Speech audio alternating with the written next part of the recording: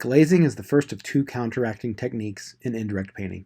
A glaze is a transparent layer of paint that is created by thinning the pigment with a substantial amount of medium.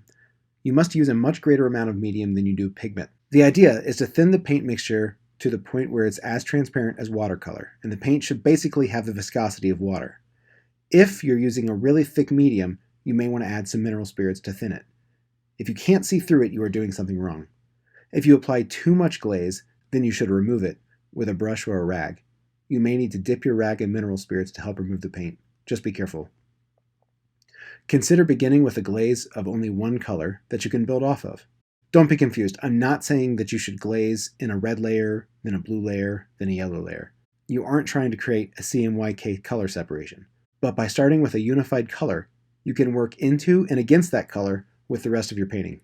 An indirect painting is still a painting. You're still mixing colors and creating color shapes, not simply filling in with one generic color. By alternating your colors, your painting becomes more lifelike. I'm interested in creating a temperature shift between the light mass and the shadow mass. All glazes are naturally warm, so by glazing with cooler colors, I can create a more dynamic temperature range. With this initial layer of glazing, I'm not concerned with making things extremely accurate, and the accuracy of the values should be determined in the underpainting prior to glazing.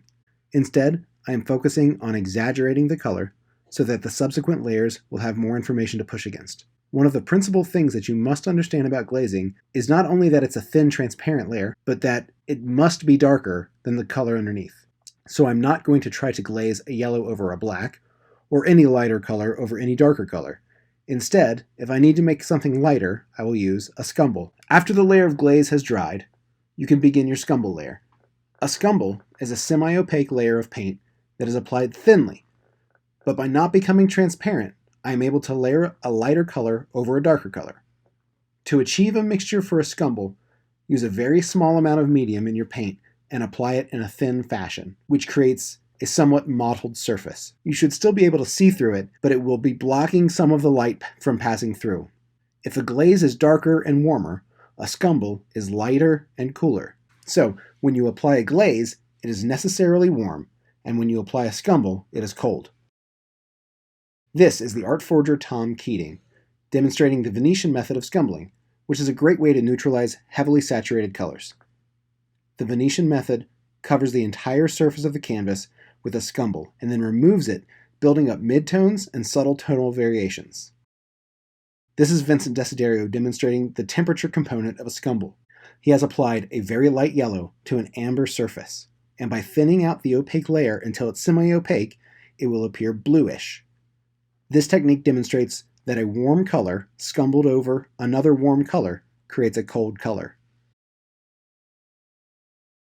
For my portrait, I will begin with the Venetian method because the reds of my face have become so saturated in the previous layer. However, my subsequent scumble layers will not use this method. Most people seem to conflate the terms dry brush and scumble. And though you can apply a scumble with a dry brush technique, not all dry brush is a scumble, and not all scumbles are applied with a dry brush. It's also important to note that the scumble only needs to be lighter than the color it's applied on top of. So, you can scumble a Van Dyke brown over a lamp black and create the same effect.